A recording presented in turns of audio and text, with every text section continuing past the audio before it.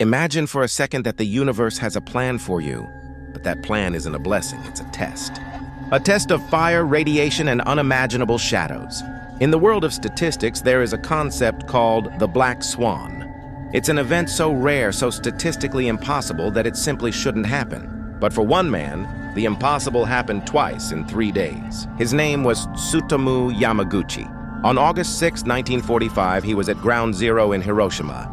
He felt the heat of a falling sun. He saw the world turn into a magnesium-white void. He survived, but his story doesn't end there. Most people would have spent the rest of their lives hiding in a basement. Instead, Yamaguchi boarded a train. He traveled 300 kilometers to find safety. He went back to work. And while he was explaining the horror of the first bomb to his skeptical boss, the second one fell. He is the only man officially recognized as a survivor of both atomic blasts. But was he the luckiest man on Earth? Or was he cursed to witness the end of the world over and over again? Stay with me, because we are about to journey through the darkest week in human history, seen through the eyes of a man the universe simply refused to let die. If you've ever felt like the world was against you, Yamaguchi's story will redefine your reality. The morning of August 6, 1945, started like any other for Tsutomu. He was a 29-year-old naval engineer for Mitsubishi. He had been on a 3-month business trip in Hiroshima, designing oil tankers. He was a man of logic, a man of blueprints. He was ready to leave. He was at the train station ready to return to his wife, Hisako, and their infant son in Nagasaki. But destiny has a strange way of manifesting through minor inconveniences.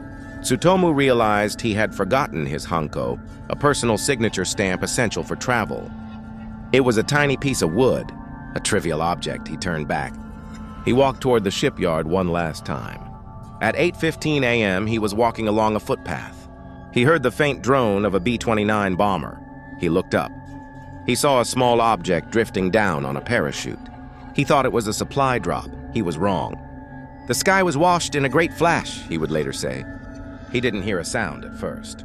The light was so intense it blinded him instantly. He dived into a ditch. Then the shockwave hit. It picked him up, spun him like a leaf in a tornado, and slammed him into the ground. When he opened his eyes, the morning sun was gone. The sky was a terrifying, suffocating gray. The air smelled of burnt hair and ozone. His eardrums were ruptured. His left side was a mass of peeling, burnt skin. He was 3 kilometers from the hypocenter. Hiroshima, the city he had walked through minutes ago, was now a smoking, silent graveyard. He crawled out of the ditch, his lungs filled with ash, and realized the world he knew had vanished. Yamaguchi spent the night in a makeshift air raid shelter. He was surrounded by ant-walking survivors, people whose skin hung from their bodies like wet rags. The silence was more terrifying than the screams, but Yamaguchi had a mission. He had to go home. On August 7th, he dragged his bandaged body back toward the railway station. He had to cross a river filled with floating corpses. He had to navigate streets that were still melting. By some miracle, the trains were still running. As he sat on that train, he saw a sight that would haunt him for 60 years. A carriage filled with burned survivors, all silent, all staring into the void. He arrived in Nagasaki on August 8th. He was unrecognizable. His face was swollen, his hair was singed, and his body was wrapped in bandages. He went to the hospital, where a former schoolmate treated his burns. The doctor didn't recognize him until Yamaguchi spoke. His mother saw him and thought he was a ghost. He was back in his hometown. He was safe, or so he thought. He felt a duty to report to work. He wanted to tell the world that a single bomb could destroy a city. He wanted to warn them. August 9th, 1945. 11 a.m. Yamaguchi is at the Mitsubishi office in Nagasaki. He is standing in front of his supervisor. His voice is trembling as he describes the picadon, the flash, and the boom. His boss looked at him with pity and skepticism.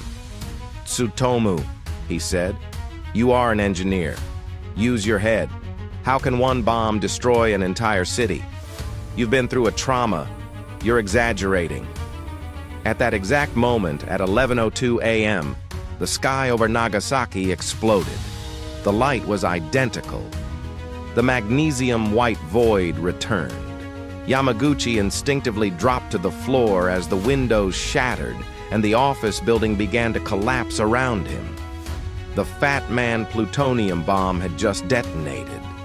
Yamaguchi's first thought was absolute despair. The mushroom cloud has followed me from Hiroshima. He was once again within 3 kilometers of the hypocenter. For the second time in 72 hours, he was at the center of an atomic sun. He lay on the floor, covered in debris, waiting for the end. But the end didn't come. The office's reinforced walls had shielded him from the direct heat. He crawled out of the ruins and ran. He ran for his home. He found his house leveled. He feared the worst. But then he saw them, his wife and his son. They were alive. They had been out buying ointment for his burns from the first bomb, and they were in a tunnel when the second one hit. His injuries from Hiroshima had indirectly saved his family's lives in Nagasaki. The irony of fate was staggering. In the years following the war, Yamaguchi didn't talk. He suffered from radiation sickness. His hair fell out. His wounds took years to heal. He raised his family in a Japan that was rebuilding from the ashes. He felt a profound sense of survivor's guilt. Why had he survived twice while 200,000 others died? For decades, he was just another survivor. It wasn't until 2006, at the age of 90, that he decided he could no longer stay silent. He saw the world becoming dangerous again. He saw the nuclear threat rising. He traveled to New York, to the United Nations. He stood before the world and told his story. "I have been twice bombed," he said, "and I am still here. I want my story to be the last of its kind." He became a Niju Hibakusha, the only officially recognized double survivor.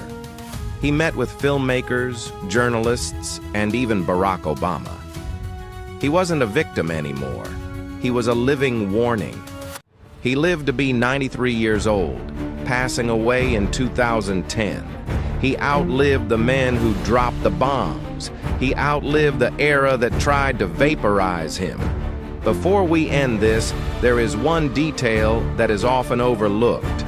Tsutomu Yamaguchi believed he was kept alive for a reason, but his survival came at a cost.